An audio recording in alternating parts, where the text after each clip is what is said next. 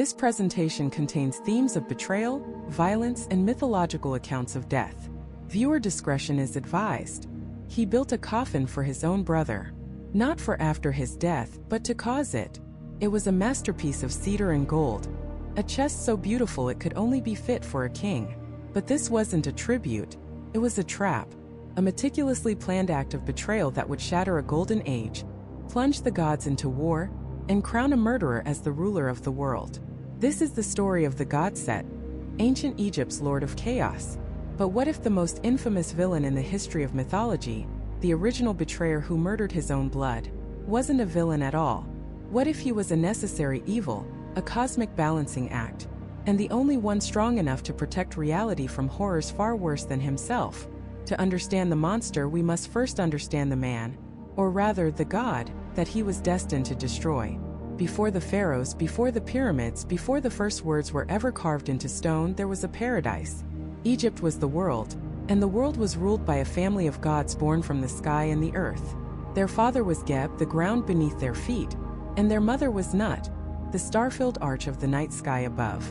They had 4 children who would define the fate of creation. First, there was Osiris, the perfect son, the bringer of civilization. Beside him was his sister and wife Isis, the goddess of magic and wisdom, whose power was rivaled only by her devotion. Then came the younger pair, the beautiful Nephthys, goddess of the night and protector of the dead, and her brother Set, the outsider, the god of chaos. Osiris was everything a king should be. He was handsome, charismatic, and benevolent. He taught humanity how to farm the rich black soil of the Nile, how to brew beer and bake bread. He gave them laws, music, and culture. Under his rule, Egypt flourished in an eternal spring. There was no death, no hardship, no suffering. It was a golden age, and Osiris was its shining sun, beloved by gods and mortals alike.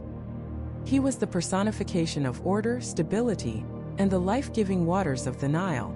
Set was different. He was the god of everything his brother was not. While Osiris ruled the fertile black lands, Set reigned over the vast, terrifying red desert that surrounded it, the Desert, a place of blistering heat, violent sandstorms, and strange, dangerous creatures. He was the god of brute strength, of untamed nature, of foreigners and war. Even his appearance was unsettling.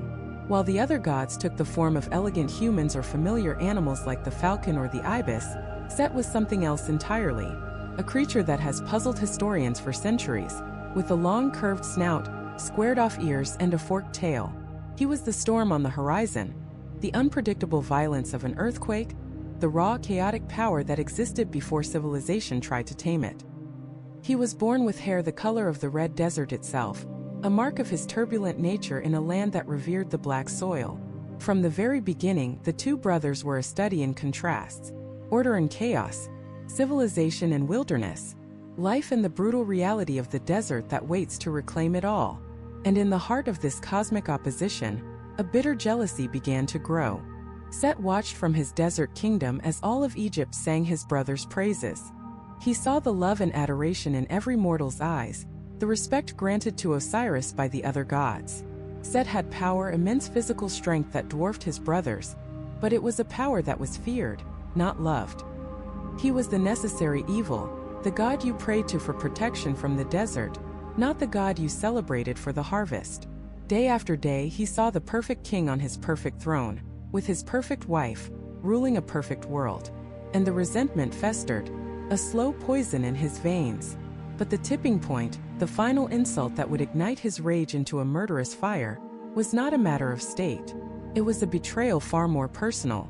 Set's own wife, the goddess Nephthys, longed for a child. But Set, it was said, was infertile, his essence as barren as the desert sands he ruled. Desperate, Nephthys devised a plan. She disguised herself as her sister, Isis, and in the dark of night, she slipped into Osiris's bed.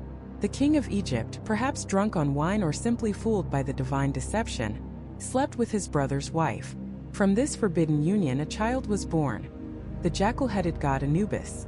When Set discovered the truth, that his own wife had gone to his brother, that the son he could never have was his brother's illegitimate child, his festering jealousy erupted into pure hatred. This was no longer just about a throne. It was about humiliation. It was about his perfect brother taking the one thing Set should have been able to call his own. The betrayal was absolute, and his revenge would be legendary. Chaos is not just mindless rage. It can be cold, calculating, and patient. Set did not simply challenge his brother to a fight. He crafted a conspiracy. He gathered 72 accomplices, powerful figures who shared his resentment or feared Osiris's absolute control. And then he began his masterwork. In secret, while his brother slept, Set acquired the exact measurements of Osiris's body. He then commissioned the most beautiful chest ever created, forged of the finest Lebanese cedar, inlaid with shimmering gold and silver, and painted with scenes of divine beauty. It was a work of art, a treasure worthy of the greatest king. It was a coffin perfectly tailored to its victim. The stage was set for the ultimate act of treachery. Set announced a magnificent banquet in his brother's honor. He invited all the gods to a celebration so lavish, so grand, that it would be spoken of for centuries. There was music, dancing, and rivers of the finest wine. It was a night of joy and revelry, a supposed tribute from one brother to another. Osiris, suspecting nothing, arrived as the guest of honor, basking in the false praise of his treacherous sibling. As the celebration reached its peak, Set gave the signal. His conspirators brought forth the magnificent chest, and a hush fell over the hall. Set's voice boomed, full of false cheer. "Behold this masterpiece, a gift for the one among you who is worthy. I declare that whoever fits perfectly within this chest shall have it as their own." The gods, intrigued and greedy, lined up to try their luck. One by one, they lay down inside the ornate box. But it was too short for one, too wide for another. None of them fit. It was a game, a fun diversion at a spectacular party. Then Osiris stepped forward, a confident smile on his face. He complimented his brother on the chest's beauty, and, encouraged by the cheers of the other guests, he lay down inside it. It was a perfect fit. As he lay there, admiring the craftsmanship from within, the mood in the room shifted. The laughter died. The music stopped. Before Osiris could even react, Set and his 72 conspirators lunged forward. They slammed the heavy lid shut, plunging the king of the world into darkness. The sickening thud of a heavy wooden lid was followed by the frantic pounding of a hammer on nails, driving spike after spike into the wood. Osiris's cries for help, his screams of betrayal, were muffled, then silenced as Set's men poured molten lead into every crack, sealing the chest airtight. The party guests watched in horror as the god of chaos and his followers lifted the beautiful coffin onto their shoulders. They carried their king, their brother, not to a royal tomb, but to the banks of the Nile. With a final collective heave, they cast the chest into the river. The god of life, the source of Egypt's prosperity, was now entombed in a box of death, floating helplessly down the very river that had been the symbol of his power. The golden age was over. The throne of Egypt was empty, and a god of unimaginable fury was just beginning his reign of terror. A brutal silence fell over the land of Egypt. The music died. The laughter evaporated. The joy of 1,000 festivals was snuffed out in a single horrific moment. As the golden sarcophagus disappeared down the Nile, a new power rose to fill the void. Set, the Crimson Lord, the god of the violent storm in the barren desert, stepped forward, his eyes burning with an ancient, triumphant fire. He didn't just walk to the throne. He claimed it, his heavy footsteps echoing the death of an era.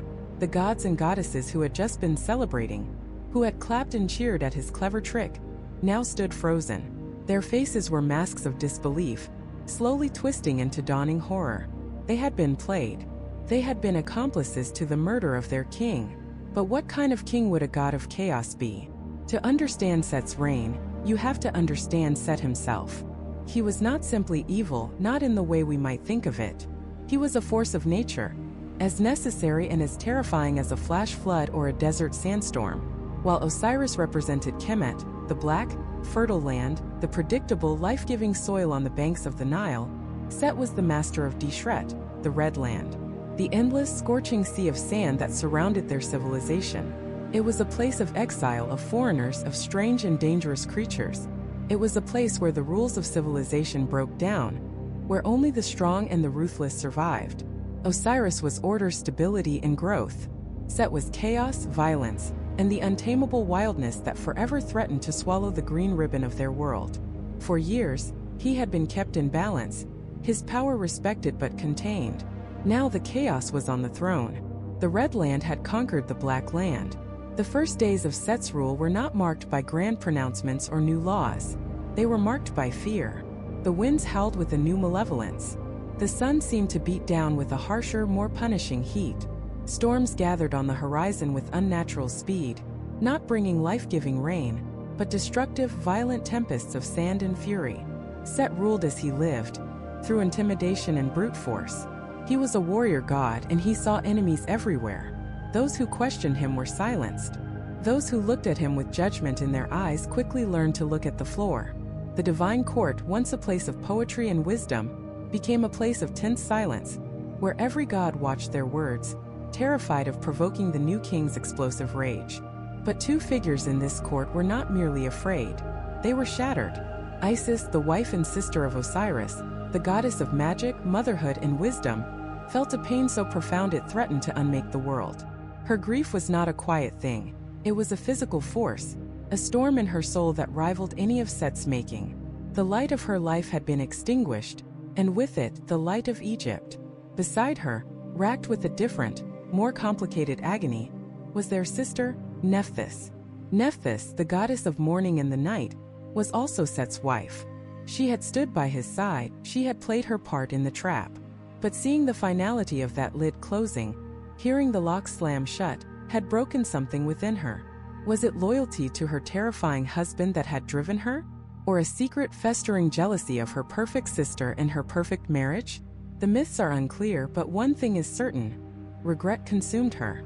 She had helped unleash this darkness, and now it was her, and all of Egypt, that would suffer under its shadow. While the other gods cowered, Isis acted. Her grief sharpened into a diamond-hard resolve. Osiris was gone, but he was not lost. Not yet. She would not allow her beloved to be a mere memory.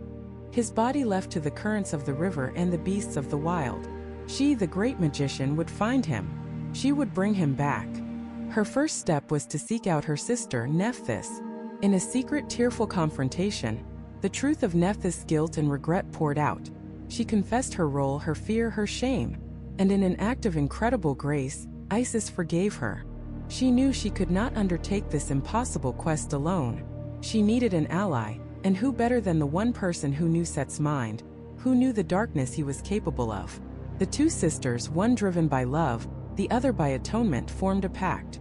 They would defy the new king of Egypt and find their lost brother. Their search began.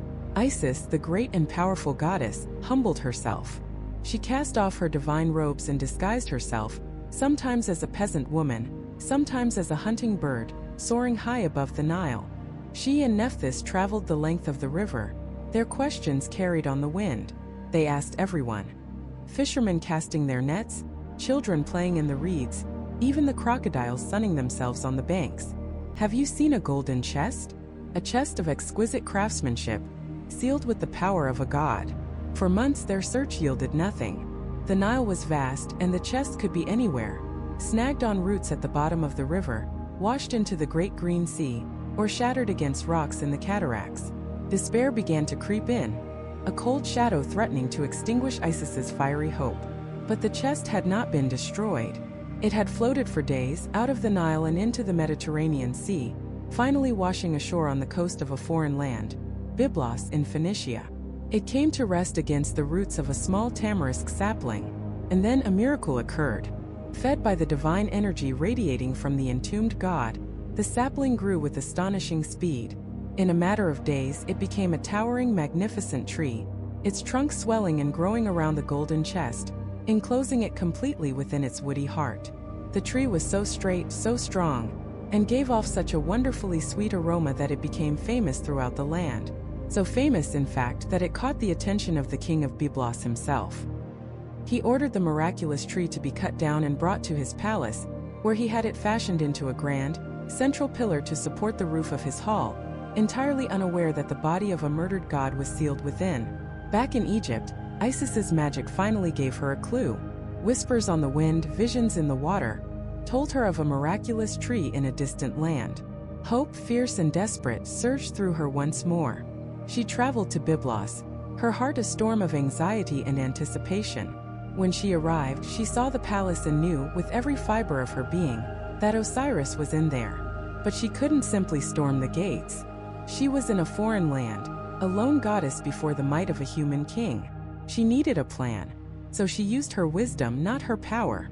Disguising herself as a weary, silent old woman, she went to the city well, the place where the queen's own handmaidens came to draw water. She sat there for hours, not speaking, simply weeping silent tears. Her profound, silent grief was so palpable that the handmaidens were drawn to her. They asked her what was wrong, but she wouldn't speak. Instead, she gently took their hands and began to braid their hair, her nimble fingers weaving intricate patterns. As she worked, she breathed a divine perfume from her own skin into their braids, a scent of ambrosia and nectar, the scent of the gods. When the handmaidens returned to the palace, the queen was immediately enchanted by the heavenly fragrance clinging to them. She demanded to know where it came from, and they told her of the strange, sad old woman at the well. Intrigued, the queen summoned Isis to the court. Playing her part perfectly, Isis remained humble and silent, her eyes downcast. The queen, moved by her dignified sorrow and impressed by her presence, offered her a place in the palace. Not as a servant, but as a nursemaid for her own infant son, the prince. Isis accepted. She was in. She was now living under the same roof as her dead husband, walking past the very pillar that held his body multiple times a day. She was closer than ever, yet impossibly far. The king and queen had welcomed a goddess of unimaginable power into their home, and they had no idea of the storm that was about to break. For weeks, the woman known only as Astarte served in the court of Byblos.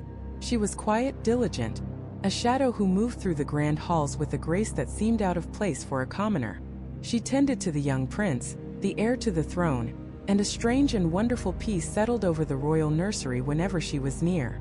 But it was among the queen's handmaidens that the first whispers of her true nature began. She would help them braid their hair, and as her fingers worked, a divine ambrosia, a scent of distant sacred lotuses, would cling to their tresses for days. The Queen Melkart noticed it first, a perfume not of this world, clinging to her servants. She would ask them what oils they used, and they would simply say the newcomer had helped them with their hair. Curiosity turned to fascination. The queen began to watch the strange woman more closely. She saw how her own infant son, who was often sickly and frail, would grow calm and strong in Astarte's arms. He never cried, he simply gazed up at her with an unnerving ancient wisdom in his eyes. The queen saw a light in this woman, a power that she couldn't comprehend but was undeniably drawn to. Who was this stranger who smelled of flowers that didn't grow in her kingdom, and who could soothe the royal air with a single touch? The mystery was too great to ignore. One evening, she summoned the woman to her private chambers. The queen, adorned in the finest Phoenician linen and gold, sat on her throne. The disguised Isis stood before her, humble, her face veiled in shadow.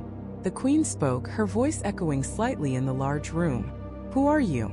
You are no mere servant.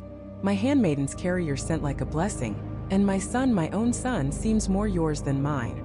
Speak the truth, and you will have my gratitude. Lie, and you will discover the wrath of a queen." Isis looked up, and for the first time, she let the veil of her disguise fall away. It wasn't a physical change, but a shift in the very air around her. The shadows in the room seemed to deepen, and the light from the oil lamps flickered as if in a sudden wind. Her eyes, which had seemed so ordinary, now held the depth of the night sky, filled with ancient starlight and unspeakable sorrow. A pressure filled the room, the sheer weight of divinity. The queen felt the breath catch in her throat. This was no woman. This was a force of nature. "I am Isis," she said, and her voice was no longer that of a servant, but of the wind whistling through ancient tombs and the rustle of papyrus reeds along the Nile. Goddess of magic, queen of Egypt, and widow of the great king Osiris. The queen recoiled, her hand flying to her chest. The stories had reached even Byblos. The beloved king of Egypt vanished, murdered. She was standing before a living goddess, a being of immense power, whose grief was so profound it seemed to radiate from her like a physical cold. Isis then told her everything. The treachery of Set, the sealed chest, the long and desperate search that had led her, by fate or by design, to this very palace. And then she revealed the final, impossible truth. "My husband," she said, her voice cracking with a pain that transcended mortal understanding. "My king, my love. His body is sealed within the tamarisk pillar that holds up your roof." The queen was speechless. The central pillar of her hall, the fragrant, mighty heart of her home, was a coffin, a tomb for a murdered god. She looked at Isis, at the raw power and desperate plea in her eyes, and she felt not fear, but a profound shared sense of womanhood, of loss. But what could she do? To cut down the pillar would be to risk the collapse of her palace. It was an impossible request. Seeing the queen's hesitation, Isis made an offer. "You have shown me kindness in my darkest hour," the goddess said, her voice softening. "You took in a stranger and gave her shelter. You allowed me to be near my husband, even unknowingly. For this I will grant you a gift beyond measure. I will make your son, the prince, immortal. He will never know sickness or old age or death. He will rule for eternity." The queen, stunned by the offer, agreed. What mother could refuse such a gift for her child? That night, Isis took the infant prince to a secluded chamber where a great fire roared in the hearth. The queen was instructed to stay away, to not interrupt the ritual under any circumstances. But a mother's anxiety is a powerful thing. Haunted by curiosity and fear, she crept to the doorway and peered inside. What she saw seared itself into her memory. Isis, no longer appearing as a mortal woman but as a great winged goddess, was placing her infant son directly into the heart of the roaring flames. The queen screamed a sound of pure primal terror. She burst into the room, snatched her child from the fire, and clutched him to her chest, shielding him from the monster she believed Isis to be. Isis turned, her face a mask of divine frustration and disappointment. The ritual was broken. "Foolish woman," the goddess boomed, her voice the clap of thunder. "I was burning away his mortal parts. One more moment and he would have been a god. Now he will live, but he will die, just like any other man." The queen, trembling, clutching her wailing child, finally understood the chasm that separated them. She had judged a divine act through a mortal lens and, in her fear, had denied her son his eternity. Overcome with remorse and awe, she fell to her knees. She would deny the goddess nothing else. The next day, the royal court was in chaos. Servants and craftsmen were summoned. Under the queen's direct order, they brought axes and saws to the great hall. They carefully propped up the roof with massive temporary beams, and then they began to cut into the sacred tamarisk pillar. As the axe bit into the wood, the entire palace was filled with a scent so beautiful, so divine, it brought tears to the eyes of all who witnessed it. Finally, with a great crack, the pillar was split open, and there, nestled perfectly within the heartwood, was the ornate golden chest. It was just as it had been the day Set had sealed it shut. Isis rushed forward, her hands tracing the familiar carvings. She fell to her knees, pressing her cheek against the cold, unyielding surface. The sounds she made were not of a queen or a goddess, but of a wife who had found the body of her murdered husband. The queen of Byblos ordered the chest be given to Isis, along with a ship and crew to carry her back to Egypt. As the sun set over the Mediterranean, Isis stood on the deck of the ship, the great coffin before her. She had done it. Against all odds, she had traversed the known world, infiltrated a foreign court, and reclaimed the body of her beloved. For the first time in months, a sliver of hope cut through her grief. The journey was not over, not by a long shot. She now faced the dangerous trip home, back to a land still in the clutches of the usurper Set. She had the body, but she did not yet have a king. And she knew with a certainty that chilled her to the bone, that her brother's spies were everywhere. The god of chaos would not be pleased to learn that his perfect crime was beginning to unravel. Isis moved like a phantom through the night, the precious chest a leaden weight not on her shoulders, but on her very soul. Every rustle of a reed, every splash of a fish in the dark water, sounded like the footfalls of Set's assassins. She was a goddess, a being of immense power, yet in this moment she was a fugitive in her own kingdom, hunted by her own family. She couldn't risk returning to the grand cities along the Nile. Every temple, every palace, every public square was now under Set's watchful eye. He had seized the throne with blood and treachery, and he would hold it with paranoia and fear. His spies were the scorpions in the sand, the crocodiles in the water, the very birds in the sky. So she fled to the one place where a god of order would never feel comfortable. The place where the structured, predictable world of Egypt dissolved into a chaotic, primordial soup of life and death. The vast, labyrinthine marshes of the Nile Delta. Here, under a moonless sky, surrounded by the thick, cloying smell of silt and decay, She waded through waist-deep water. Papyrus stalks, thick as a man's arm, scraped against her skin, their whispers sounding like warnings. This was a place of transformation, a place where solid land gave way to endless water, a place between worlds.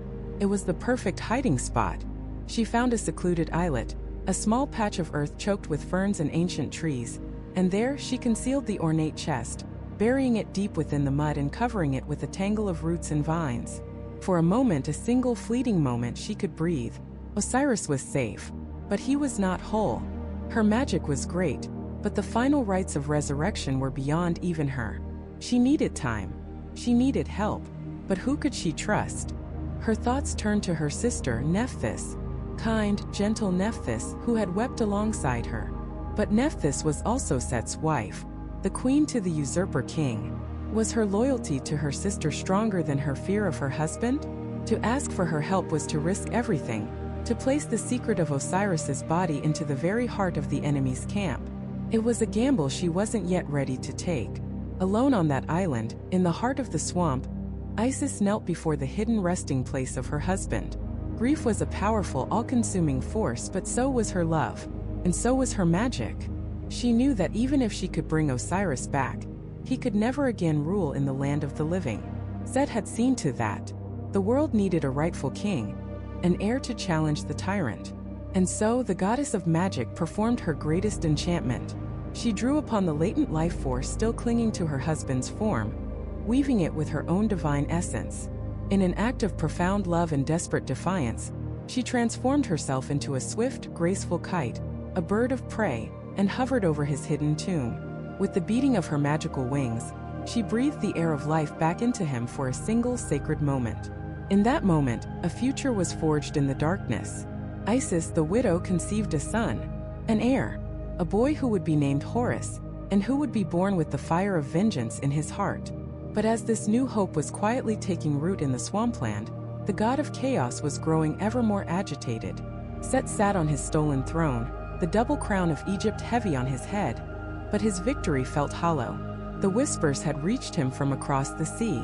The story of the pillar in Byblos, the miraculous scent, the grieving queen who claimed the body. He had laughed at first, dismissing it as a fanciful tale, but the seed of doubt had been planted.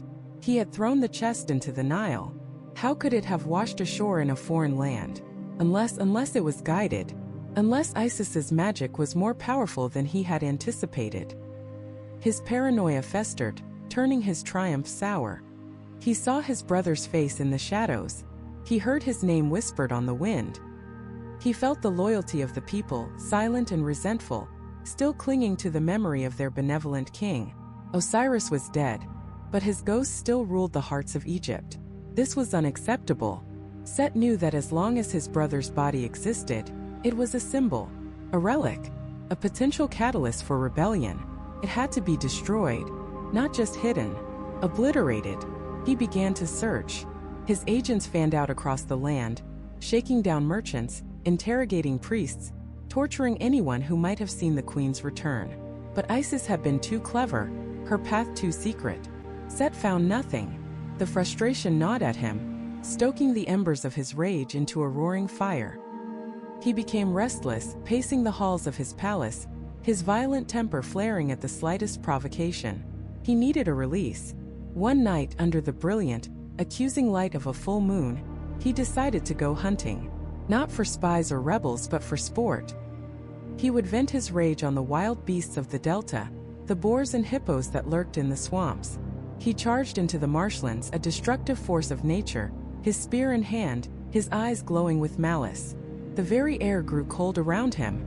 Animals fled in terror. He was the apex predator, the god of the red desert, and this chaotic, untamed wilderness was his element. He tracked a great desert boar for hours, deeper and deeper into the labyrinth of waterways and islands, the moonlight casting long, skeletal shadows through the papyrus. And then he stumbled. His foot caught on something hard, something unnatural, hidden beneath a tangle of roots. Cursing, he kicked at the obstruction, and his boot struck the unmistakable feel of carved wood.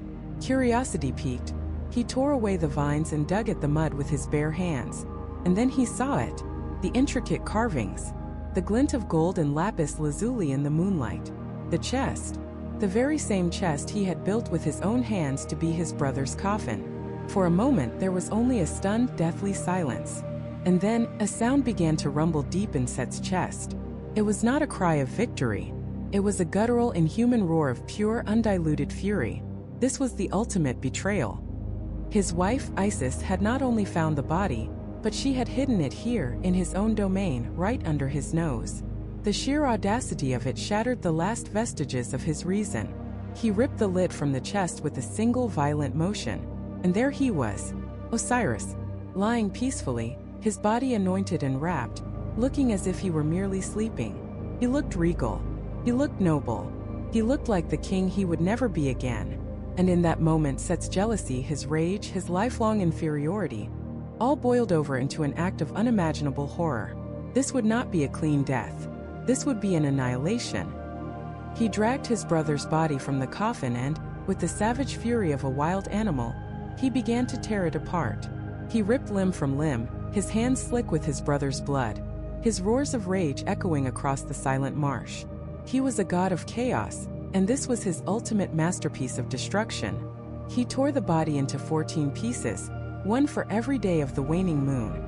Then, grabbing the dismembered remains, he stalked through the length and breadth of Egypt, from the southern cataracts to the northern shores of the Great Sea, and with a final triumphant act of desecration, he scattered the pieces of his brother, ensuring that Osiris could never, ever be made whole again.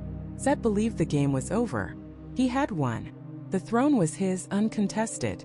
His brother, the symbol of order and life, was now nothing more than scattered refuse, a gruesome tribute to the power of chaos. From his newly claimed palace he looked out upon a kingdom now ruled by fear, a land where the storm was the new law and the desert was its enforcer. He had not just killed a king.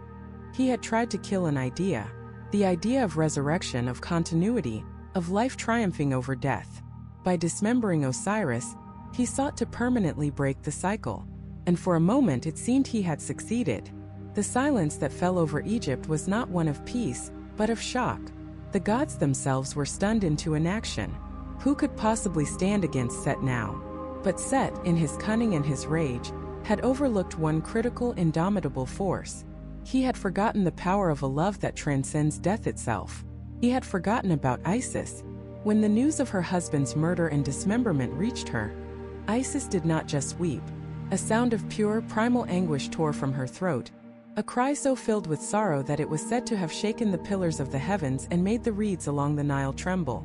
Her world had not just ended, it had been atomized. She tore at her fine linen robes, replacing them with the rags of a mourner.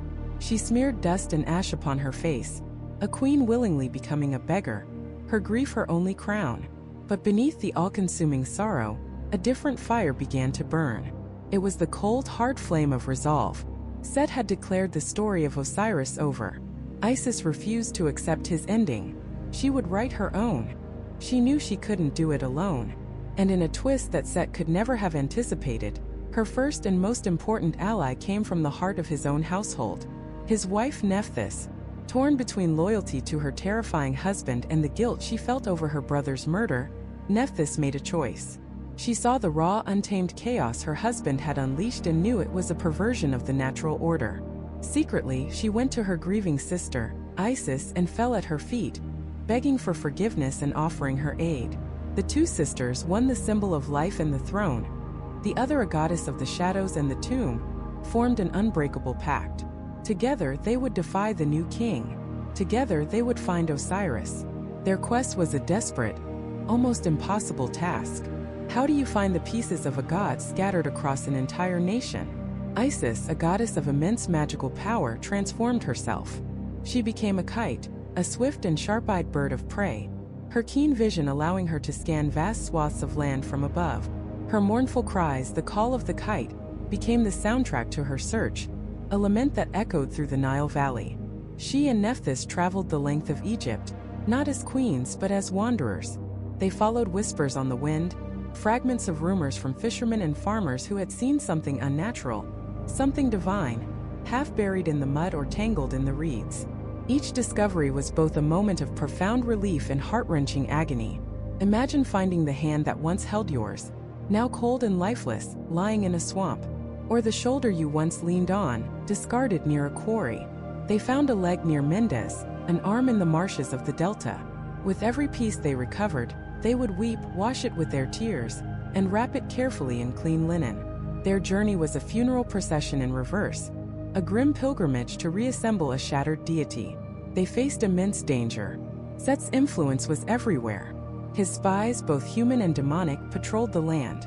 The very animals of the desert, the scorpions and serpents loyal to the red god, were a constant threat. But Isis's magic was a shield, and her determination was a sword. She charmed the scorpions to guard her, not to sting her.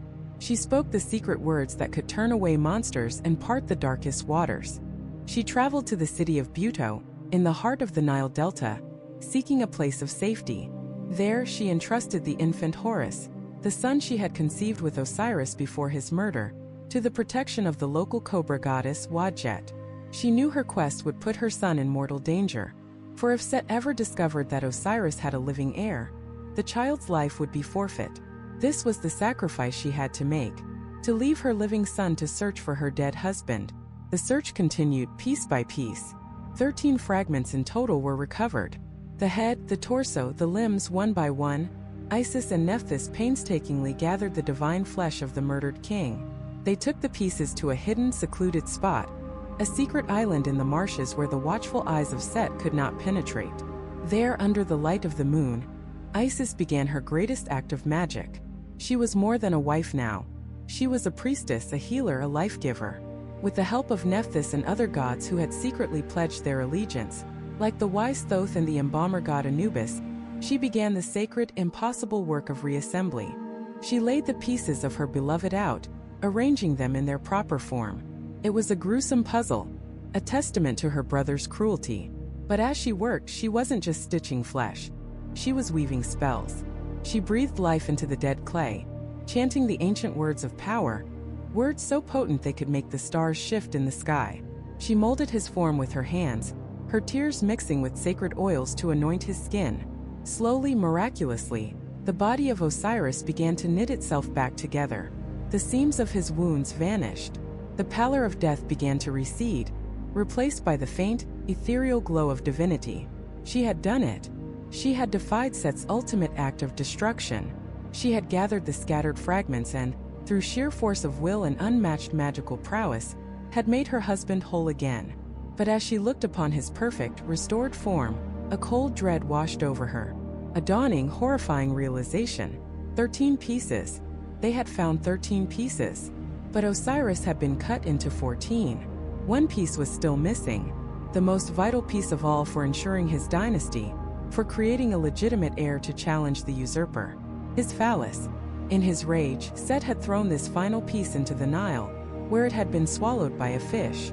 It was lost forever, consumed, unable to be recovered from the depths of the great river. Isis had performed a miracle. She had brought her husband back from the brink of oblivion. But her victory was incomplete, her triumph hollow. Osiris was whole, but he was not complete. He was a king without the ability to create a king.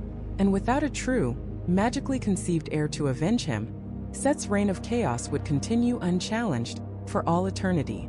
But eternity is a long time for a goddess to grieve.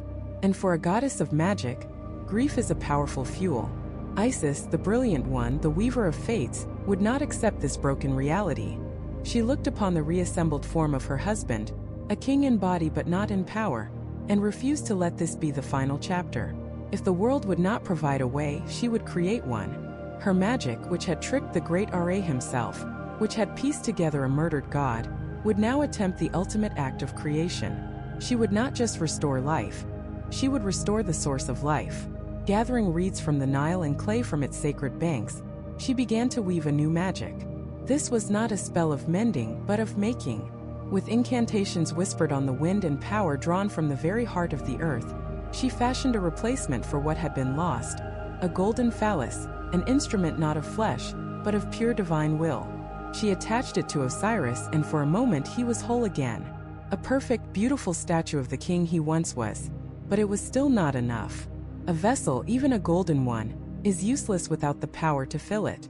What happened next is one of the most potent and mysterious moments in all of mythology. Isis, in an act of supreme devotion and desperate power, transformed herself. Her form shifted, her arms elongated into powerful wings, her skin became feathers. She became a kite, a swift and graceful bird of prey. She hovered over the inert body of her husband, her king, and she began to beat her wings. This was no ordinary flight. Each downstroke was a magical invocation, a pulse of life-giving energy. She was fanning the cold embers of his spirit, breathing air not into his lungs, but into his very essence. With the wind from her wings, she literally blew the breath of life back into him. A focused, potent gust of vitality directed at one single purpose. In that sacred, secret moment, the impossible happened. The magic held. The golden vessel was filled. Life, potent and divine, flowed through Osiris one last time, for one singular cosmic purpose. The seed of a king was passed not through an act of love, but an act of pure, indomitable will. Isis had conceived a son, an heir, an avenger. But this triumph was a terrifying secret. Set was now the undisputed king of Egypt. His spies were everywhere. His power was absolute. He ruled not with the benevolent grace of Osiris, but with the iron fist of a tyrant. The storms he commanded were not just in the sky. They were storms of fear, suspicion, and violence that swept across the land. He was the god of chaos, and he had remade Egypt in his own image. To reveal a son of Osiris now would be to sign the infant's death warrant before he could even draw his first breath. And so Isis fled. She took the divine spark growing within her and disappeared into the deepest, most secluded parts of the kingdom, the vast labyrinthine marshes of the Nile Delta.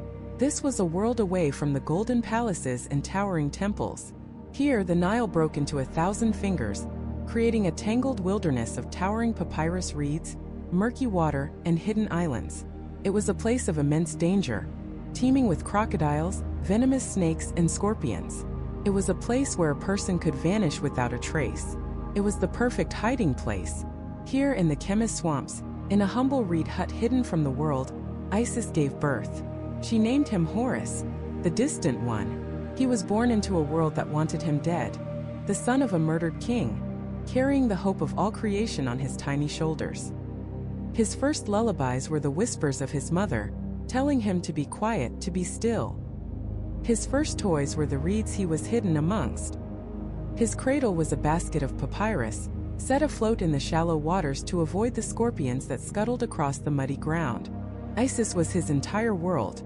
She was his mother, his protector, his teacher, and his first soldier. Every waking moment was a battle for survival. She hunted for food, she fought off predators both animal and divine, and she used her magic to weave spells of concealment around their hiding place, making the reeds seem thicker, the fog heavier, the path more confusing to any who might search for them. She was joined in her vigil by other deities who despised Set's rule. The wise Thoth, god of knowledge, would visit in secret, teaching the young Horus the ways of the gods and the history of his stolen kingdom. Hathor, the cow goddess, sometimes offered her divine milk to nourish the hidden prince. But the shadow of Set was a long one, and it reached even into the deepest parts of the marsh. Set was no fool. He knew Isis was a master of magic. He knew the prophecy that a son of Osiris would one day challenge him. His reign was defined by a deep, gnawing paranoia. Every rumor of a magical child, every whisper of Isis's survival, sent his assassins and demons slithering through the land. He scoured the deserts, he patrolled the river, he watched the stars, searching for any sign of his nephew. There were terrifyingly close calls. The most famous story tells of a day when Isis had to leave Horus for a short time to find food. When she returned, she found him lying still and silent on the floor of their hut, his face blue, his body limp. A giant scorpion, one of Set's many agents in the wild, had stung him.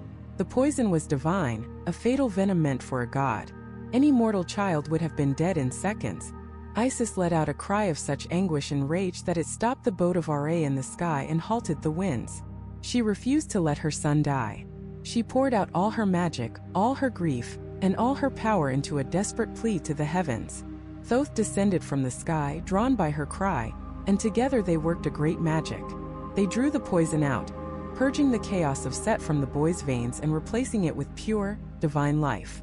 Horus was saved, But the incident was a brutal reminder of the razor's edge they lived on. Their secret was fragile. Set's hatred was patient. As Horus grew, the marsh became his training ground. He learned to move silently through the reeds, to read the currents of the water, to understand the language of the animals. He was not raised as a prince in a palace, but as a survivor in the wild. His mother taught him magic, how to shield his thoughts, how to see through illusions. Thoth taught him strategy and law, the principles of Ma'at, of order and justice, that his uncle had so violently desecrated.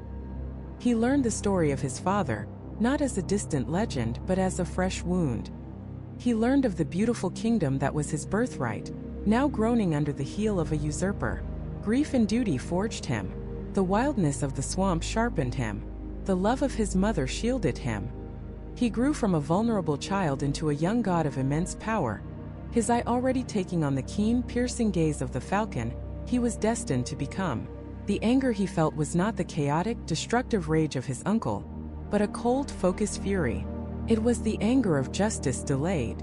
He was no longer a secret to be hidden, but a weapon being forged. The whispers in the reeds were no longer just about hiding, but about rising. The time for concealment was coming to an end. The boy who was born in the mud and nursed on vengeance was now a man, or rather a god, and he was ready to step out of the shadows. Set had spent years hunting for a child in a swamp, never realizing that what was coming for him was not a child at all, but a storm of his own making, a divine king ready to drench the throne of Egypt in the blood of his father's betrayer. The storm arrived not with thunder, but with footsteps. Into the golden court of the gods, where Ra held dominion from his sun-bleached throne, walked Horus. He was no longer the child hidden in the papyrus thickets, no longer the boy suckled on a goddess's milk and whispers of revenge. He was the living image of his father, tall and broad-shouldered, with the fierce, unblinking eyes of a peregrine falcon. The air in the hall grew thick, heavy with an ancient and terrible purpose. The assembled deities, Thoth with his ibis head bent over a scroll, Hathor whose laughter usually filled the cosmos, even Ra himself, all fell silent. Their gazes shifted from Horus to the one who sat nearest the throne, the one who had ruled for 80 long years. Set looked upon his nephew, and for the first time in an eternity, the god of chaos felt a tremor of something other than contempt. He saw not a boy but a rival. He saw Osiris reborn in righteous fury. Horus's voice, when it came, was not the plea of a petitioner, but the command of a king. He did not ask for the throne. He did not appeal to their sympathy. He pointed a single, steady finger at his uncle, and the accusation echoed off the celestial pillars. He spoke of a chest made of cedar and gold, of a party that became a funeral, of a brother's body dismembered and scattered across the land. He spoke of a crime so profound it had wounded the very fabric of Ma'at, of cosmic order itself, and then he laid his claim. The throne of Egypt was his, not by conquest, not by strength, but by blood, by divine right, by the will of his murdered father. The court erupted. Some gods cried out in support of the boy, their hearts moved by the raw justice of his claim. Others shifted uncomfortably, their eyes darting towards Set. For 80 years, Set had ruled with an iron fist. He was the brute strength on the prow of Ra's sun boat, the only god powerful enough to beat back the serpent of chaos, Apophis, each and every night. Was this untried boy, this child of the swamp, truly fit to take on that burden? Was the stability of the cosmos worth sacrificing for the sake of one family's blood feud? Set rose to his feet, a sneer twisting his lips. He did not deny the murder. To deny it would be a sign of weakness. Instead, he owned it and turned it into a weapon. He laughed, a harsh, grating sound like stones grinding together in the desert. He called Horus a child, reeking of his mother's milk, a boy whose hands were soft, unfit to hold the scepter, let alone wield it against the forces of oblivion. The throne is not given, it is taken, Set boomed, his voice shaking the very foundations of the hall. It is held by strength. While this boy was hiding in the mud, I was protecting you. While he was learning to walk, I was spearing the great serpent. You would give the crown to him? To a whelp who has never faced a true enemy? Egypt would crumble. The sun would be devoured. I did what was necessary to remove a weak king, and I will do what is necessary to prevent another from taking his place. His argument was poisonously effective. He painted himself not as a murderer but as a savior, a pragmatist, a necessary evil. The gods were divided, a hung jury in the trial of the millennium. Ra the Allfather was swayed. He saw the logic in Set's words. Power recognized power. He declared that Horus was too young, his claim too green. But Isis, ever the champion for her son, shrieked in outrage. She accused the gods of cowardice, of favoring a killer over the rightful heir. The debate raged, turning the divine court into a cacophony of accusation and argument. Finally, Thoth, the wise and patient god of knowledge, stepped forward. He proposed a solution. If the throne was to be decided by merit, then let merit be tested. Let Horus and Set compete. Let them prove their worthiness through a series of contests, and let the victor be crowned king of all Egypt. The gods, desperate for a resolution, agreed. Ra consented. Set, brimming with arrogance, eagerly accepted the challenge. How could a mere boy hope to defeat him, the god of immeasurable strength? The first contest was a trial of endurance and transformation. The two gods were to change themselves into hippopotami and submerge themselves in the Nile. The first to surface would lose the contest and forfeit his claim to the throne. They plunged into the dark waters, two colossal beasts disappearing beneath the surface, the river churning from their sheer mass. Minutes turned into hours. The sun beat down on the silent riverbank where the gods watched and waited. But Isis could not bear it. Her mother's heart was torn with fear for her son. She could not stand the thought of him failing, of him drowning in that contest. So she forged a magical harpoon, a spear of copper meant not to kill, but to sting, to force one of them to the surface. She cast her line into the water, and her harpoon found its mark, sinking into the thick hide of a hippo. A massive form roared in pain and burst from the water. But to her horror, it was not Horus. It was Set. He bellowed in fury, a deep wound in his side, his eyes burning with betrayal. "How dare you, sister?" he roared. "Is this the justice of your son's claim? To win by your cheating?" Shamed, Isis frantically recalled her magic and healed his wound. But her panic was not sated. She cast the harpoon again, desperate to find her son and aid him. Again a hippo surfaced, bellowing in agony. This time it was Horus. "Mother, what are you doing?" he cried out, his voice a mixture of pain and utter humiliation. "Do you have so little faith in me? Your interference shames me more than any defeat." Furious, wounded in both body and pride, Horus lunged from the water. The contest was ruined. In a fit of uncontrollable rage at his mother's meddling, he turned on her, his falcon eyes blazing. He raised his hand and struck her, severing her head from her shoulders in one terrible, unthinkable motion. The gods gasped in horror. To strike one's own mother was a crime beyond comprehension. Horus, realizing what he had done, fled in shame, clutching his own wounded eye where Set had managed to strike him in the chaos. He ran to the mountains to hide, a pariah, his noble cause now stained by an act of horrific violence. The first contest had ended not with a victor, but with abject failure, leaving Horus's claim in tatters. Set, meanwhile, was far from finished.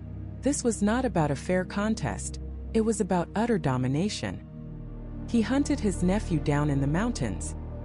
He found him sleeping, exhausted and demoralized. And here Set committed his most vile act. It was not an act of violence, but of pure, calculated degradation.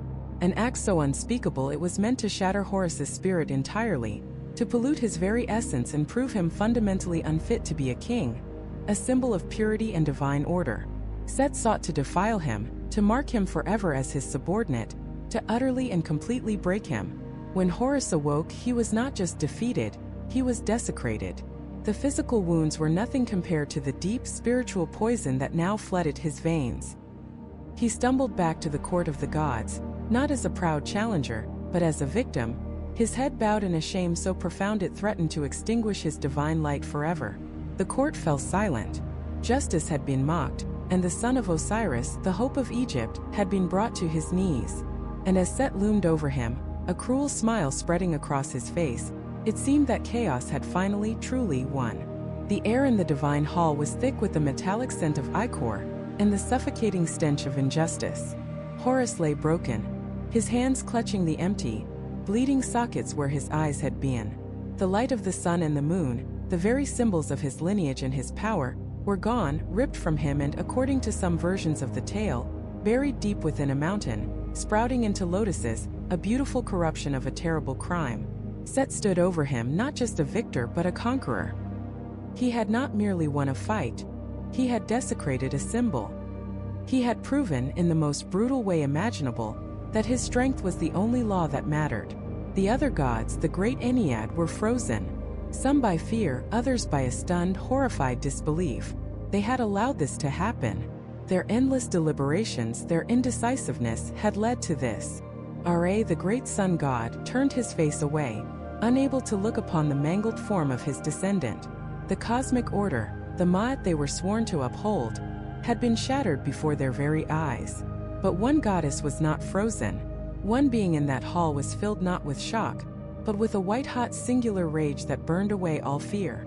Isis, who had pieced together her murdered husband, who had breathed life into him long enough to conceive a son, would not stand by and watch that son be destroyed. She moved with the silent speed of a predator. Before Set could even gloat, before the other gods could muster a word of protest, she was there. She gathered the broken body of her son into her arms, her divine tears mixing with his golden blood. She whispered words of ancient power, words of protection and fury, into his ear. And then, as quickly as she had appeared, she was gone, vanishing from the court in a shimmer of magic and sorrow, leaving behind only the echo of a mother's grief and the chilling promise of retribution. Isis fled to the shadows, to the dark and hidden places of the world where Set's influence was weak. She carried Horus to a secluded island, a place of sanctuary, and laid him down gently. But his wounds were beyond her formidable magic. This was not a simple injury. It was a metaphysical violation. His connection to the cosmos had been severed.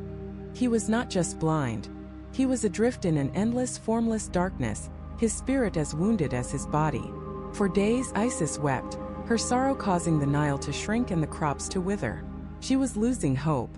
The champion she had raised, the future of Egypt, was a broken shell, and the god of chaos sat unopposed on the throne.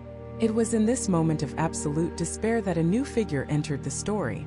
A silent, ibis-headed god, walking with a calm, measured gait that seemed to absorb the chaos around him. This was Thoth, the Lord of Wisdom, the scribe of the gods, the master of magic, medicine, and the sacred word. Thoth was not a god of passion or warfare. He was a god of intellect, balance, and knowledge. He had watched the trial devolve into brutality, and he knew that strength alone could not restore order.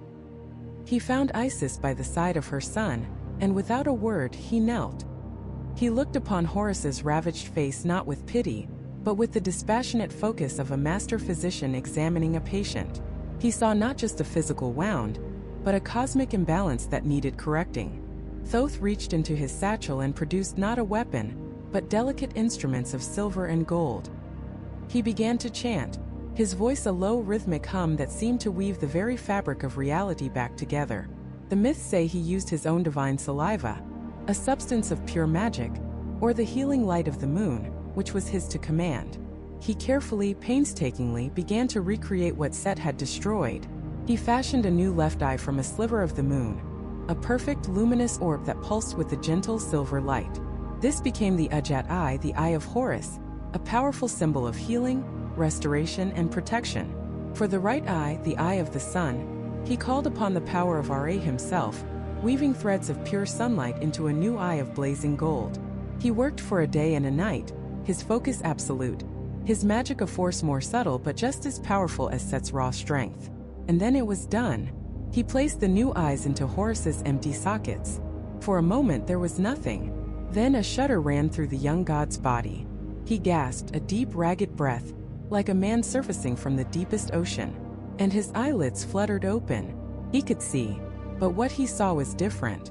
The golden eye saw the physical world with a clarity that surpassed even his original sight.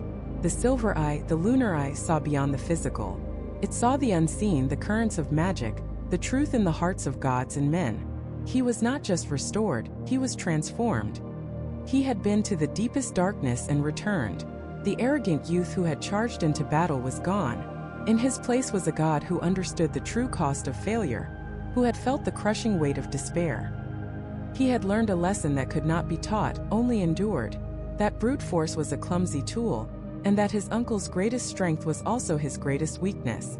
Horus rose, no longer a boy seeking vengeance, but a king ready to claim his throne. He looked at his mother, Isis, and the gratitude in his gaze was a bond stronger than any metal. He turned to Thoth and bowed his head. "You have given me more than my sight," he said, his voice now deeper, steadier. "You have given me clarity." Thoth simply nodded. "Chaos cannot be defeated by creating more chaos," the god of wisdom replied. "It must be contained, outwitted, bound by law and intellect." The new strategy was clear. Horus would not challenge Set to another brawl. He would fight him with cunning, with patience, with the very order and justice that Set despised. His return to the divine court was a thunderclap. He strode into the hall, not with a warrior's rage, but with a king's quiet authority. His eyes, one of gold and one of silver, swept across the assembled gods. When Set saw him, whole and more powerful than before, his face contorted into a mask of pure fury. This was impossible. He had broken him, mutilated him. The shock quickly turned to rage. He lunged forward, roaring, ready to tear Horus apart again. But this time the other gods intervened. Thoth stepped forward, his presence radiating an undeniable authority. "The last contest was decided by savagery," he declared. "It proved nothing of the right to rule. The next will be a test not of might, but of skill and ingenuity." A new challenge was proposed, one that would neutralize Set's overwhelming physical advantage. A boat race, but with a divine twist. They would each build a boat and race it down the Nile. The catch? The boats had to be made of stone. The first to complete the course would have the gods' favor. Set laughed, a booming, arrogant sound. This was a fool's game, but one he was sure to win. He was the god of strength. He could quarry a mountain and force it to float through sheer will. He immediately stormed off, bellowing orders to build the grandest, most powerful stone ship the world had ever seen. He would carve his victory into a vessel of pure granite. The other gods watched him go, a sense of hope stirring for the first time in a long time. They turned to Horus.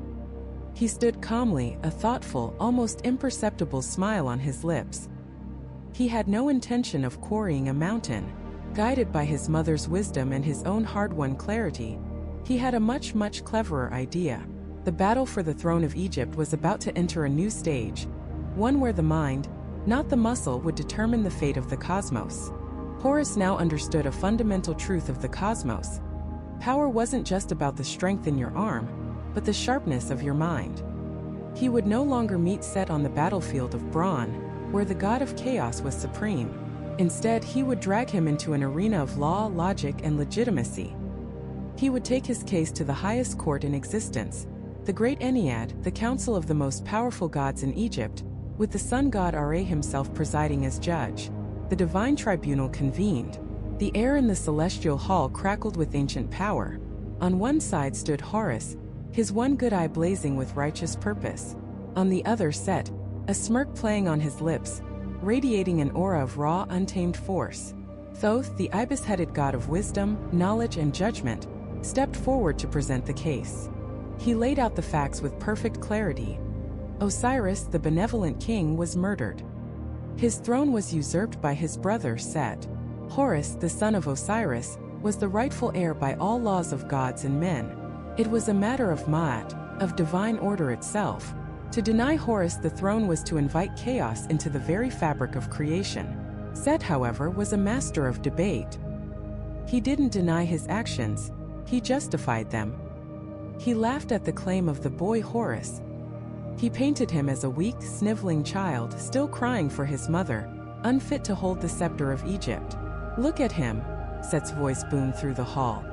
"He has the softness of the black earth, but a king needs the hardness of the desert stone. I am that stone. I am the strength that protects this kingdom." He reminded them all of his vital role. He reminded Ra specifically. Every single night, as the sun god made his perilous journey through the underworld, it was Set who stood at the prow of the solar bark. It was Set who speared the great serpent of chaos, Apophis, preventing the monster from swallowing the sun and plunging the world into eternal darkness. "Can this boy do that?" Set sneered, gesturing at Horus.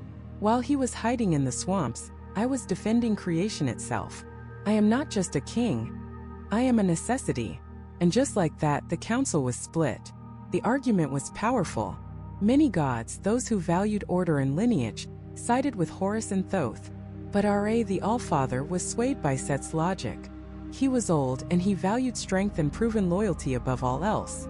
Set was a problem, yes, but he was a useful problem.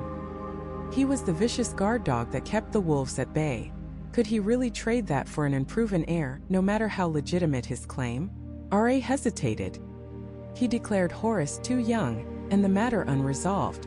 And so began a trial that would last for 80 years. For 8 decades, the gods argued. For 8 decades, Egypt languished without a true king, caught in the cosmic stalemate between order and chaos. Horus presented his case again and again, growing from a determined youth into a hardened god, his resolve never wavering. Set, for his part, used every delay, every argument, every trick to hold on to his power, his arrogance growing with each passing year. The universe held its breath. Finally, Isis could bear it no longer. She had watched her son fight with honor and words for 80 years, only to be stonewalled by the stubbornness of Ra and the manipulations of Set. If the Council of Gods would not deliver justice, she would force their hand. Her initial attempts to plead her son's case were met with fury from Set, who flew into a rage at her mere presence. Frustrated with the constant disruptions, the gods made a drastic decision. They would move the trial to the Island of the Middle, a secluded place where they could deliberate in peace. And they gave a strict order to Nemti, the divine ferryman.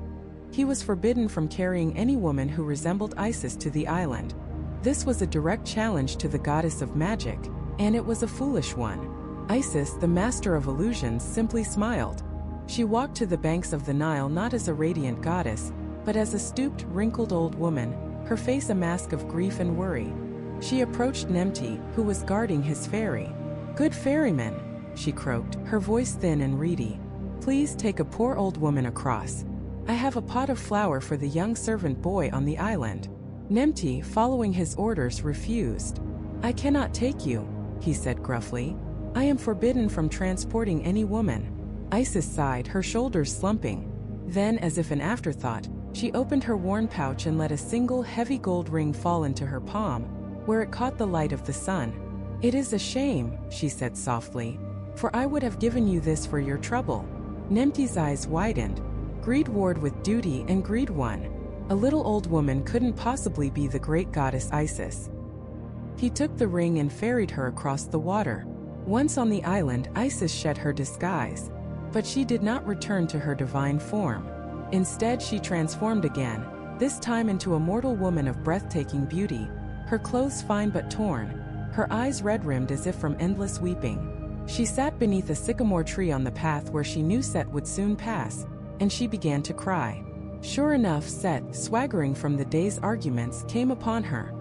His cruelty rarely extended to beautiful women in distress. "What troubles you, my dear?" he asked, his voice dripping with false concern. Through manufactured sobs, she told him a story. "Oh, great lord," she wept. "I am the widow of a simple herdsman. We lived a happy life, until a wicked stranger came. He murdered my husband in cold blood, and now he has stolen our cattle, and he seeks to drive my only son from his father's lands, to leave him with nothing." Set's face grew dark with fury. The injustice of it all. The sheer audacity. He, a god of strength, could not abide such a thing. A strong man taking what is rightfully his is one thing, but a defenseless child being cheated of his inheritance by a murderous thief? Unthinkable. This is an outrage. Set roared, his voice echoing across the island. That wicked man should be beaten and cast out. By what right does a stranger steal a family's property while the son still lives? The son, and only the son, must receive his father's legacy. In that instant, the air shimmered. The beautiful, weeping woman vanished. In her place, a kite, a sharp-eyed bird of prey, shot into the sky, landing on the highest branch of the sycamore tree. It fixed its gaze upon the bewildered god of chaos and spoke with the voice of Isis. "Weep for yourself now, O mighty one," she called down, her voice ringing with triumph. "For your own mouth has just condemned you. You have passed judgment upon yourself." The blood drained from Set's face. The trap. The story. The herdsman was Osiris. The wicked stranger was him. The son was Horus. He had been so thoroughly, so completely outmaneuvered. In his own fit of arrogant righteousness, he had publicly declared that Horus, the son, was the sole rightful heir to his father's property. He screamed in pure, unadulterated rage, a sound of thunder and grinding stone. He had been beaten. Not by force, not by strength, but by a mother's cunning. He stormed back to the tribunal, not to argue but to complain, to rage against the trickery of Isis. But it was too late. The other gods had heard. Thoth immediately seized the moment, repeating Set's own words back to the council, presenting them to Ra as the final, undeniable proof. The case was closed. Set himself had ruled in favor of Horus. Yet, as all eyes turned to the throne of the sun god, expecting the final verdict, Ra remained silent. His face was a mask of thunderclouds. The law was clear, but his will was another matter entirely. Ra's objection was a bomb of silence in the divine court. He, the source of all light, was casting a shadow over justice itself. His reason was as old as the night. Every evening as his solar bark sailed through the treacherous underworld, it was attacked by a Pep, the serpent of absolute chaos, a creature of uncreation. And every single night it was Set, and Set alone, who stood at the prow. With his supernatural strength and a spear of lightning, Set was the only god mighty enough to repel the world-ending serpent, ensuring the sun could rise again. To Ra, Horus was an unproven boy. Set was the defender of the cosmos. How could he cast aside the very god who guaranteed his daily rebirth? The stalemate was absolute. The gods murmured, their divine authority neutered by the stubbornness of their king. Days turned into weeks, weeks into months. The cosmic order Ma'at was fraying at the edges, stretched thin by this unending family drama. The world of mortals felt it. The Nile's flood was unpredictable, the harvests uncertain, the balance was broken. Finally, in desperation, the great Ennead of gods turned to the eldest and wisest of them all. Neith, the goddess of war, wisdom and creation, who existed before all other things. From her temple at Sais, she was the court of last resort. Thoth, the scribe of the gods, penned a letter on their behalf, begging for her counsel, and dispatched it. Her reply came swiftly, carried on the wings of a divine messenger. Thoth unrolled the papyrus, and his voice, usually so calm and measured, carried an uncharacteristic edge of awe and fear. Neith's words were not a suggestion, they were a command, laced with a chilling prophecy. She told the gods to give the throne of Osiris to his son, Horus, without any further delay. To do otherwise, Thoth read, his voice dropping, is to upend the very laws of existence. I shall become so enraged that the sky itself will crash down upon the earth. A collective gasp rippled through the divine assembly. This was not a political threat. It was a promise of cosmic annihilation. But Neith was not merely a bringer of doom. She was also a master of diplomacy. Her letter continued, addressing Ra directly. She understood his affection for Set, his reliance on the god of chaos. So she offered a compromise. Horus would get the throne of Egypt, the Black Land, the fertile soil of civilization. But Set would be compensated magnificently. Double his possessions, Neith's letter commanded. Give to him your 2 foreign goddesses, Anat and Astarte, your warrior daughters, to be his brides. And let him be the lord of the Red Land, the deserts and the foreign wilderness that surround our home. Let his voice be the thunder in the sky, a power that all gods and men will fear. The offer was brilliant. It didn't just appease Set, it redefined him. He would no longer be the failed king of Egypt, but the undisputed master of all that was not Egypt. The wild, the untamed, the powerful and dangerous forces that lay beyond the horizon. It was a role that fit his chaotic nature perfectly. But Ra was incandescent with fury. How dare she? How dare this ancient goddess, hidden away in her temple, threaten him and command him in his own court? He threw the letter down. The boy is too weak, he bellowed, his voice cracking like a desert rock under the noon sun. He is a child still smelling of his mother's milk. I will not have him rule. The other gods, however, had been emboldened by Neith's ultimatum. One by one they began to speak out, urging Ra to see the wisdom in her words. The stability of the universe was at stake. For 80 long years they had been trapped in this cycle of violence and litigation. It was enough. In the end it was the Ennead, the 9 most powerful gods, who turned the tide. They spoke as one. their voices merging into a chorus of divine authority that even Ra could not ignore.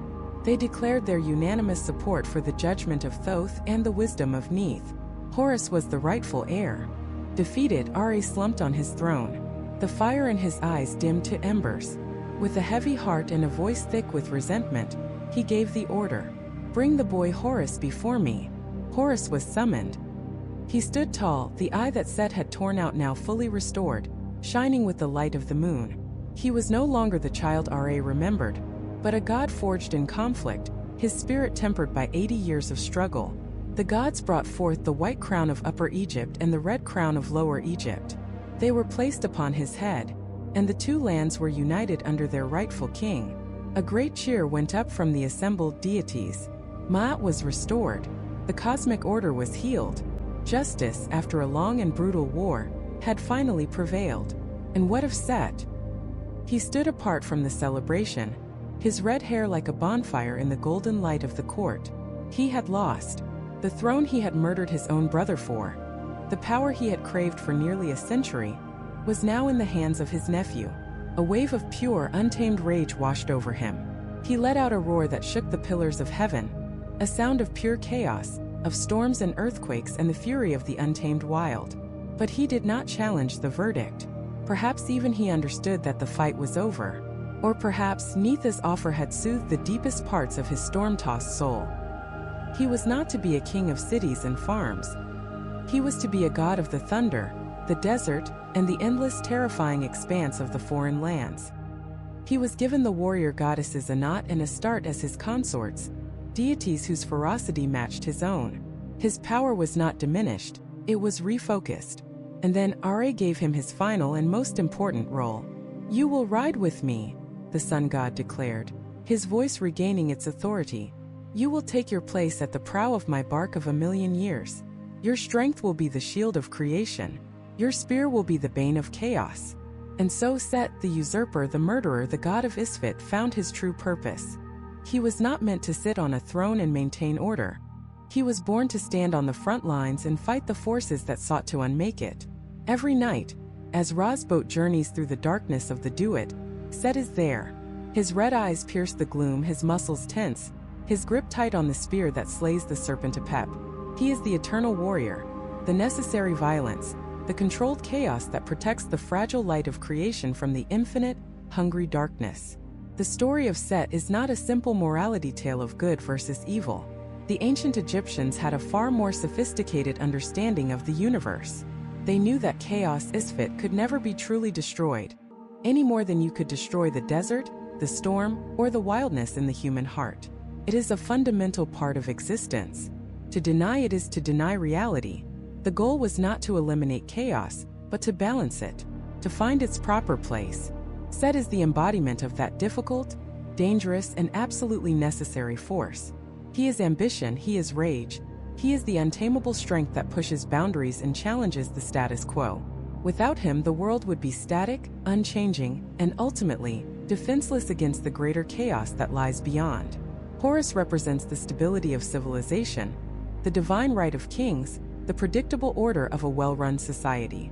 But it is Set who guards the borders of that society, who fights the monsters in the dark so that the world of light can continue to exist. He is the betrayer who became the protector, the villain who became the savior.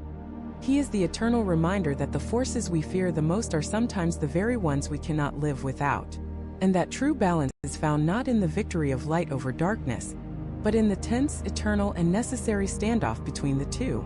The god of chaos had lost the throne of Egypt, but in doing so he had won a vital place in the cosmos, forever sailing into the heart of darkness, a crimson guardian against the endless night.